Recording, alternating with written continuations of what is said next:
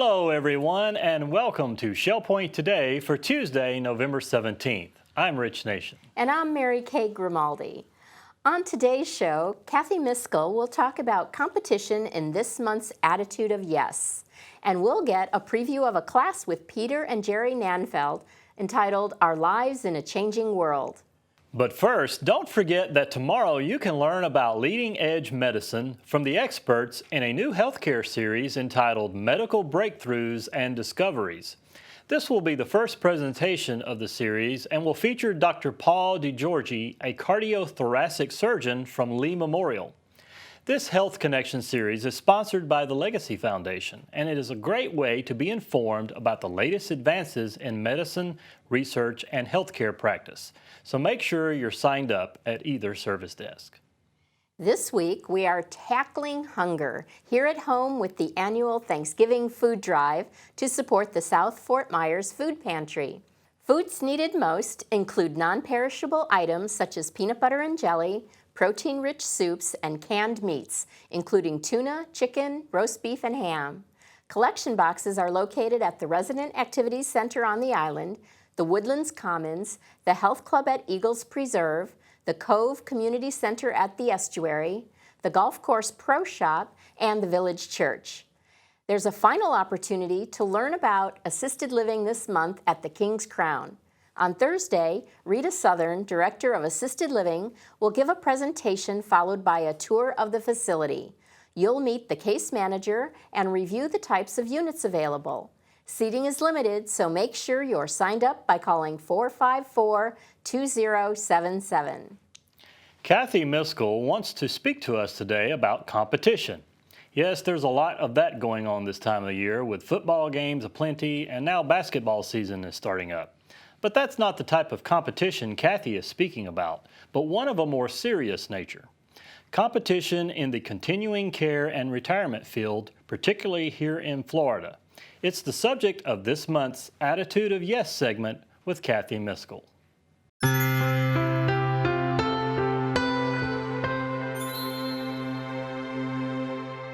I think about this a lot. This is a time of growing competition in the continuing care and retirement living fields. Baby boomers are packing up their belongings and abandoning their chilly northern climates for sunny Florida.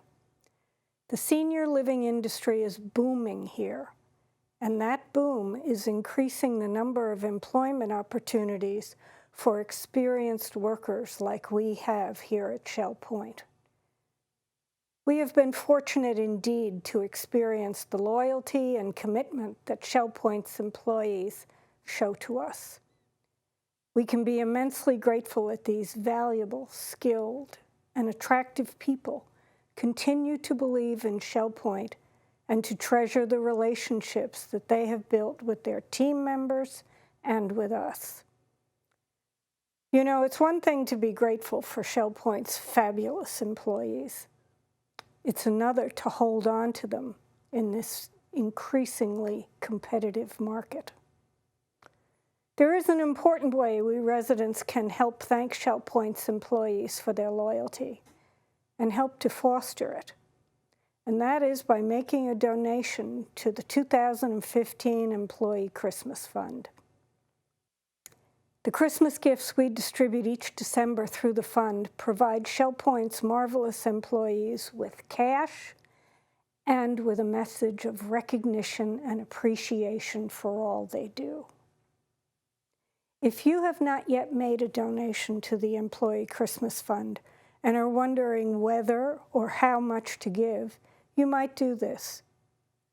Take a moment to think about an employee who is special to you, possibly because they consistently show up and work hard, or they make you laugh, or they are especially kind, or in their own unique way, they brighten your day.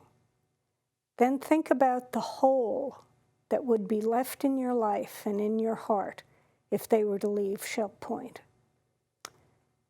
It's easy to give. You can drop your check in one of the Christmas boxes that are located at the service desks on the island and at the Woodlands. And there are boxes, too, at the nursing stations at King's Crown, the Arbor, the Springs, and the Larson Pavilion.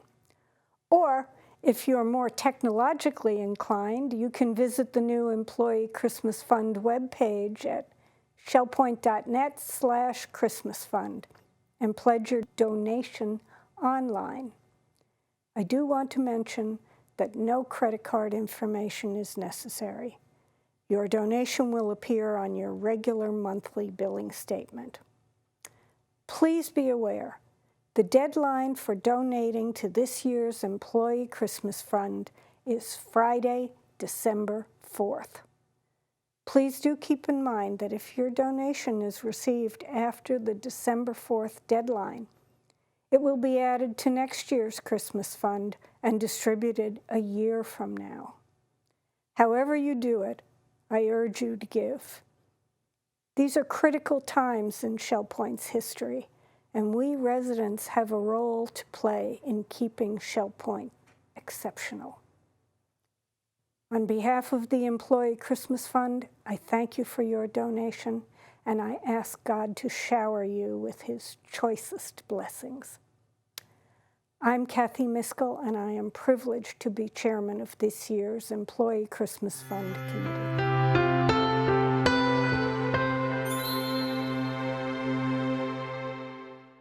Jerry and Peter Nanfelt of Lucina have an exciting Coffee with a Neighbor presentation coming up this Thursday. They will talk about their life experiences living in the jungles of Kalimantan, Indonesia, and their travels to many other countries as well. To give us a taste of what to expect, the Nanfelts shared some of their memories with Terry Colath in this preview of their Coffee with a Neighbor program entitled Our Lives in a Changing World. Hello everyone, I'm Terry Colath. I'm here today with Jerry and Peter Nanfelt of Lucina. We're talking about a Coffee with a Neighbor program in the Academy of Lifelong Learning. They are going to talk to us on our lives in a changing world. Thank you for joining me, Jerry and Peter. I've asked you to do this for a long time, and I'm glad you finally have fit it into your schedules. And I love the title, Our Lives in a Changing World. You know, many of us have gotten to know you in the years you've lived here through your work in the Pavilion Auxiliary. The generosity and the leadership you both share, and this is a good chance for many people to get to know you in a different way. So I'm glad you're going to talk about this topic. And your title, Lives in a Changing World, oh my gosh. Not only was it a changing world, but you couldn't have gone to a more different place. So the place is Indonesia, and maybe you could start by telling us a couple stories. What was it like in your lives? Jerry, you want to go first, Peter? Yeah, I'll start. One of the main things, of course, that's different is the culture. And people just see things differently than we do, and every culture does. I'll give you an example. Not too long after we got there, in Kalimantan, which used to be Borneo, we decided to have a youth conference. And we invited young people from the whole area to come to this Bible school where we were teaching. And youth in that culture is anything from junior high to early 20s. So we had about 200, 250 people come. And we decided to have a bunch of athletic events. So we had two teams, a red team and a blue team. Had all kinds of things like jumping and racing and tug of war and that sort of thing. The last event was a sampan race, because everybody loves to paddle a sampan in that culture. So it was a big deal. We had the two teams, two boats went up the river about 300 yards. And at the given sign, they came rushing down the river, paddling madly to get to the finish line. And I was at the finish line and I said, okay, red team won. Red boat came in about 3 feet before the other one. And I no sooner got that out of my mouth, and the red team, the winning team, came paddling over to me, and they said, no, we didn't win. That was a tie. I said, no, you guys won. It was close, but you won. No, it was a tie. I said, okay, well, run the race again. So they went back up the river, came down, water splashing, paddles flashing, and again, the red team won by 3 or 4 feet. And I said, okay, red team, you're the champs. Congratulations. They came paddling over again. They said, no, Tuan, it was a tie. I said, what is it with you guys? You won. You're the champs. They said, the guys in the blue boat are from our village. And it was incomprehensible to them that they would actually be the victors over somebody in their village. It would be an embarrassment and humiliating to them. Now, in our culture, you know, we're out to win, even if your brother's on the other team. But not there. It's a different idea. Well, you knew this is a whole different ballgame here, right? And Jerry, but you have a story too. The custom that I remember so well was a hospitality custom, because I'm very interested in hospitality. So when we arrived in Kalimantan, the first time we went to the village to visit, we knew that we would go in the longhouse and visit each family and have tea with them. And so the longhouse is divided into two parts, a big long porch. Everybody lives in the longhouse, and then each family gets a room. So we had to go into each room and have tea with each family. That's part of the custom. So we did that, and we arrived in the first home, and we sat down, and they served us tea in little glasses like this. And so, being, you know, wanting to be as polite as we could and get in with the culture, we drank the entire glass of tea. Well, then the hostess came back and filled it up again, and we drank that glass of tea, and then she came back and filled it up again. And then we realized we were in trouble. We didn't know how to tell her politely that we were finished drinking tea. And so we went to the next house and to the next place and to the next room down the longhouse, and we were drowning in tea. And it was a very awkward experience for us and difficult. But later we learned that the proper way was to leave half a glass of tea. And that means that you've finished. You've had enough. And so the hostess always comes and fills an empty glass with tea again, but never comes and fills a half a glass of tea again. What a time to learn that. We were floating. I bet you were. So are you going to be sharing stories with us when we come to your Coffee with the Neighbor? Some stories, share some a more. lot of information. Yeah. I think it'll be interesting. How long were you in Indonesia? 18 years. 18 years. Is that going to be the focus of the talk? It is going to be. So you're pulling that 18 years out of the life of Jerry and Peter Nanfelt. Right, we'll talk about some other things, but that'll be the focus. Yeah, it will be. And primarily our time in Borneo will be even greater focus. I mean, we do have images of Borneo. They all revolve around headhunters. Yes, and we'll tell you someone and show you one. This is going to be fascinating. Now, when people come, we know we're going to have this 18-year slice of the Nanfelt life, but what else can we expect at your program? Well, our presentation will be in 3 parts, and the first part will be personal introductions, and then we'll give an overview of our lives, and especially focusing on, as you said, Indonesia, where we lived for 18 years. In the second part, we have a DVD, so we'll be showing pictures, and the pictures will kind of explain to folks what life is like in Borneo, among the Dayak people, the villages, and what our life was like, how we traveled, how we ate, how we managed to get food, and that sort of thing. So I think the pictures will be real interesting. And then we'll have a third part for questions. And I think with all this information, people might want to ask questions, so we'll do that. That's wonderful. Well, we hope that you will join us for this Coffee with the Neighbor program Thursday afternoon in the Grand Cypress Room beginning at 2 o'clock. Don't forget to bring your ticket, and we'll look forward to finding out more about Jerry and Peter Nanfelt's lives in a changing world.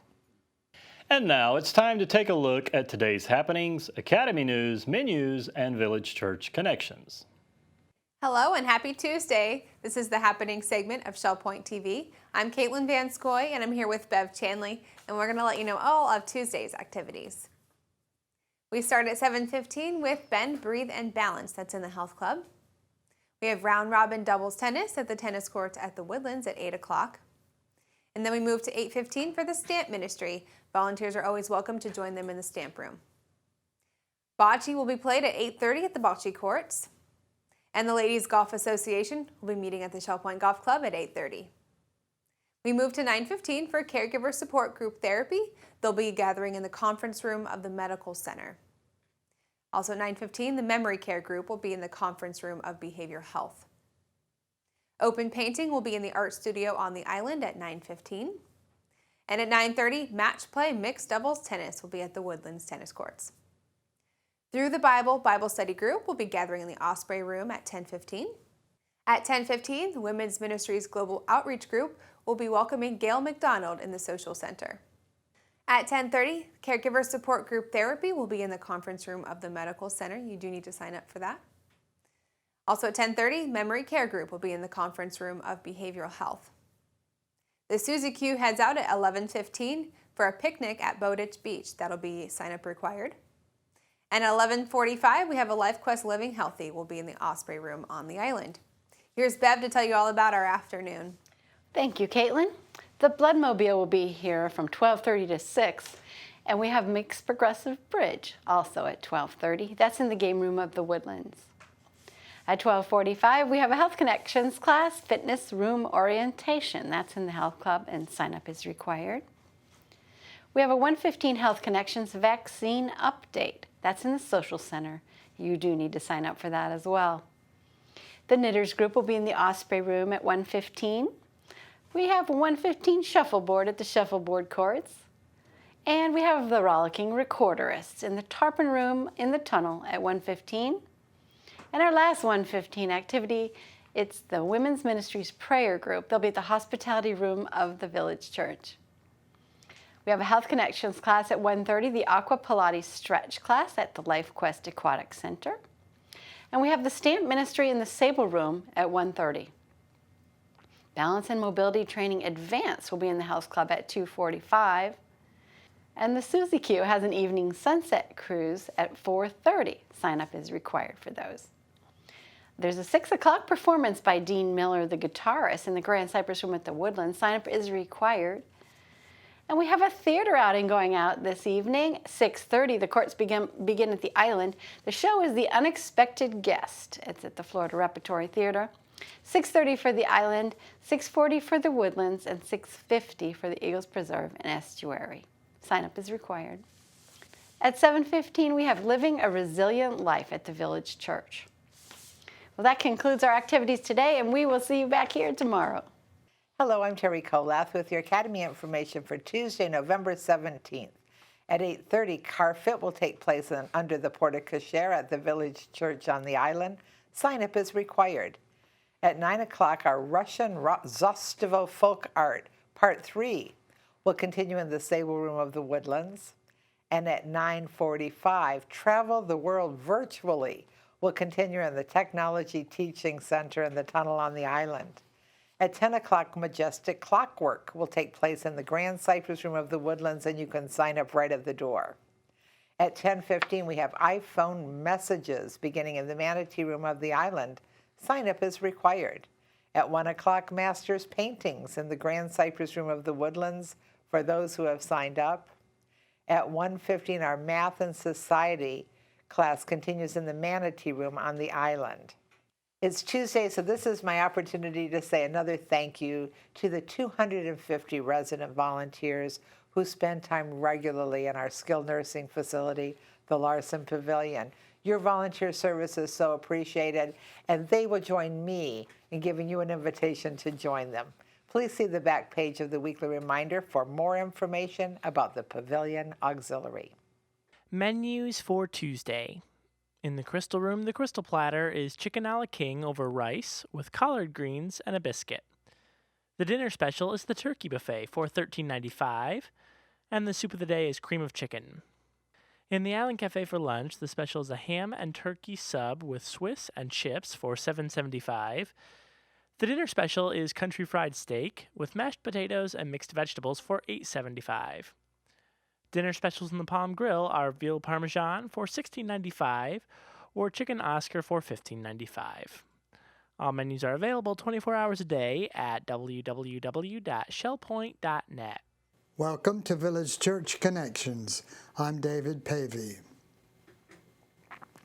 When we lived in England, visitors would often want to see Windsor Castle, which was just 40 miles from our home. They would marvel at the size and beauty of the imposing structure, with its Gothic and Georgian and Victorian architecture. In fact, the castle's architecture and history make it one of the greatest palaces in all of Europe. It remains the preferred weekend home of Queen Elizabeth II. How about that? But once in Windsor, visitors would soon become acquainted with other historic buildings, such as the Guildhall, situated in High Street, about 100 yards from Castle Hill, which leads to the main public entrance to the castle. There's an interesting story about this building, which centuries later happened to be extended to include a two-story building at the back of the structure. Here's the story. In 1687, the City Fathers commissioned Sir Thomas Fritz to build a guildhall that would serve as their meeting rooms. But Fritz died shortly thereafter, and the task was taken over by the famous architect Sir Christopher Wren, designer of St. Paul's Cathedral in London, whose childhood home had happened to be in Windsor. But rather than construct meeting rooms at ground level, the architect was asked to construct the rooms above a corn market, so-called, an open space for farmers and others to sell their products. Wren was up for the challenge. He designed the two-story building to be supported around its perimeter by stone columns so that it would provide a covered area beneath the meeting rooms to accommodate the market where sellers and buyers would be protected from the elements. Wren used a new technique for supporting the floor beneath the meeting space and above the corn market that required no central pillars. When the project was completed, though, Windsor was in an uproar because the mayor and the town councillors were afraid to use the new meeting rooms. It seemed obvious to them that the ceiling of the corn market would soon fall under their weight as they met above it. They insisted, therefore, that Wren add 4 pillars in the middle of the corn market to support the floor of their meeting room above. Wren refused, claiming that the added pillars would destroy the beauty and limit the function of the building. He adamantly insisted that the design was trustworthy. The ceiling of the corn market was in no danger of collapsing. But the City Fathers became more adamant. The pillars must be added. Eventually, but reluctantly, Wren agreed, and the locals watched over the ensuing weeks as his workmen created the required 4 pillars. Now, years later, Wren passed away. The corn market ceiling needed to be repainted. As workmen built their scaffolds, they noticed something strange. Wren's pillars didn't touch the ceiling. The space between their tops and the ceiling was so small as not to be noticeable from the ground level, but Wren had made them slightly short so that they didn't need to touch the ceiling, proving his claim, at least to himself, that the additional pillars were not necessary. The ceiling had long stood without any support except in the mind of the City Fathers, who then ordered workmen to add material to fill in the gaps, just in case. By building those pillars to honor his clients, but doing so in such a way that they served no purpose at all, Wren gave a wonderful illustration of the gospel message. The Bible informs us, "It is by grace you have been saved through faith. And this is not from yourselves. It is the gift of God, not by works, so that no one can boast." So, we are saved through faith plus nothing, not by works. Yet, how often do we hear people suggesting that we receive eternal life on the basis of our good works, or on the basis of faith plus good works? In other words, many people are so uncomfortable with the gospel of free grace that they feel we must add our extra pillars, our own good works, to earn God's favor. But if we could be saved by good works, Jesus would never have needed to die. So, as important as our good works may be, they fall short of God's standard of perfection, and they detract from the beauty of the free gift of grace, unsupported by our own efforts. Good works should be the consequence of a relationship with God. They are not the means of obtaining His favor. A gift is not earned.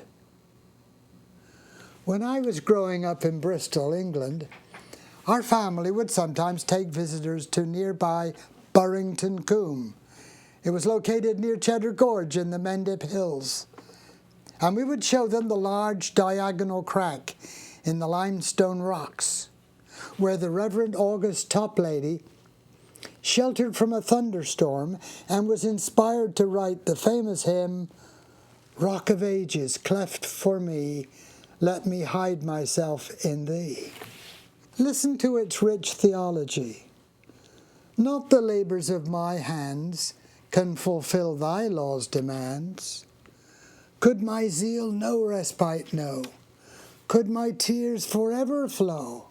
All for sin could not atone. Thou must save, and thou alone. And then it says, nothing in my hand I bring, simply to thy cross I cling.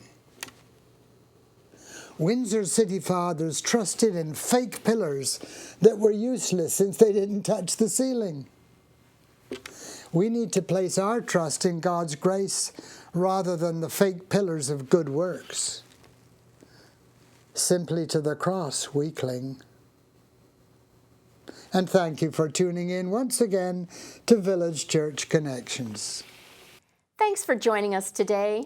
On tomorrow's program, Village Church Pastor Andy Hawkins will talk about marriage equality and the church, and how the U.S. Supreme Court's decision may impact churches and nonprofit organizations such as Shell Point. And Shell Point's Director of Marketing and Communications, Rich Serena, will talk about the results of the recent SPTV survey. Until then, this has been Shell Point Today for Tuesday, November 17th. I'm Mary Kay Grimaldi. And I'm Rich Nation. On behalf of all of us here at Shell Point Television, we hope you have a wonderful rest of the day, and we'll see you again here tomorrow.